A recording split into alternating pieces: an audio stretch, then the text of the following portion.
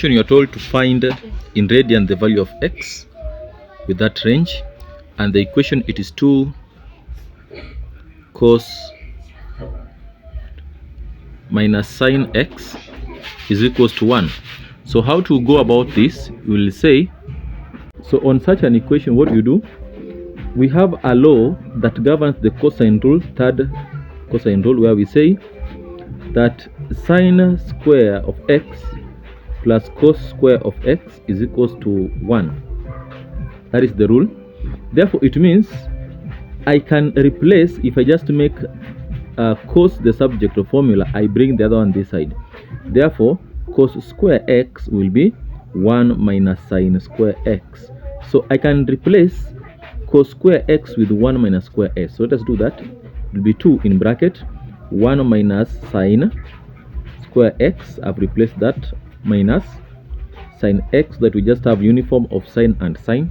Then I open out the bracket. I'll have 2 minus 2 sine square x minus sine x is equals to 1. Then I collect the like terms together. I'll have minus 2 square x minus sine x. Then I bring this the other side, which will be negative 1. It's just 1 minus 2, like that, which is negative 1. I bring the negative 1 inside. So if I bring it inside, I'm going to have positive 1. On that way, there are many ways you can solve up from here, but what I'm going to do, just to make it more shorter, you say first remove the negative on both sides. On the first part here, if I remove negative, it means I'm multiplying everywhere by negative. This one takes the position of a positive sign, and the last one takes the position of a negative. You see the signs changes. After this, now this is a quadratic. I just form it in form of a quadratic. If I try to form it in form of a quadratic, it will be 2. I let this one be a, so it will be a squared plus a minus 1 is equals to 0. This is the just a type of what is representing the upper equation. So it means I'm going to look out for the factors, and the factors there will be, if I replace, which number will give me 1, it will be 2 and negative 1. Therefore I'll say plus 2 sine x minus sine x minus 1 is equals to 0.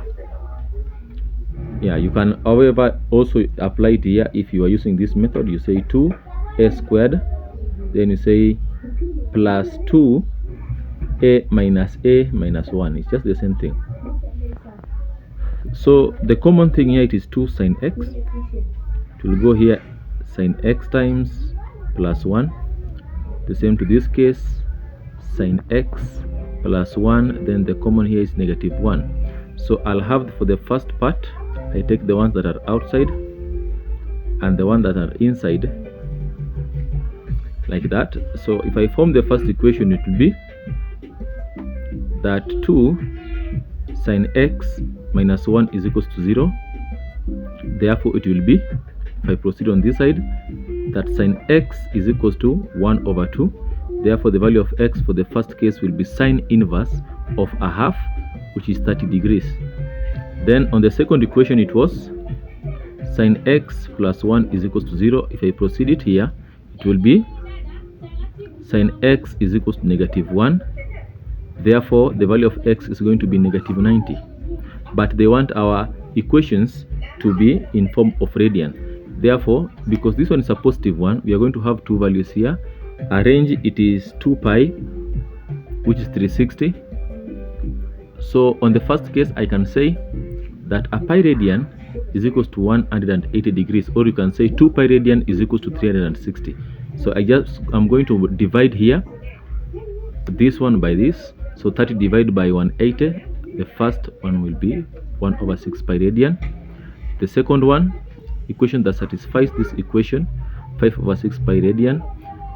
If I subtract the range by that, I'll be having 3 over 2 pi radian. So if that's what they want, and that's how we get our answer.